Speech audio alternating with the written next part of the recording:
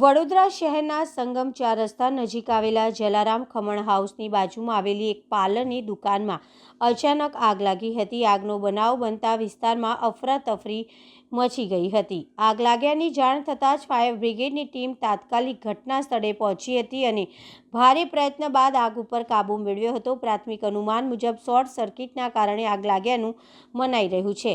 આગના કારણે પાર્લરની દુકાનમાં રહેલો સામાન બળીને ખાખ થઈ ગયો હતો, જેના કારણે લાખો રૂપિયાનું નુકસાન થયું હોવાનું અનુમાન છે। સદનસીબે આગમાં કોઈ જાનહાનિ થયાની માહિતી નથી।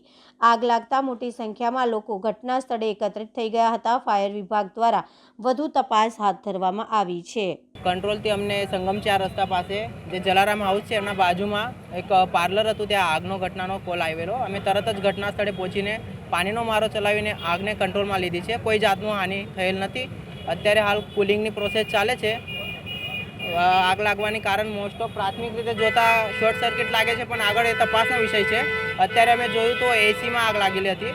અત્યારે બધું કંટ્રોલમાં કરીને કુલિંગની પ્રોસેસ ચાલે છે। આગળની કાર્યવાહી ચાલશે। નુકસાનનું લગભગ એમને હજુ જાણવામાં આપેલ નથી। આગળની પ્રોસેસમાં અમે કહીશું। મારું નામ નરેશ માળી છે। પાણીગેટ ફાયર સ્ટેશનમાં સબ ફાયર ઓફિસર તરીકે કાર્યરત છું। ધન્યવાદ।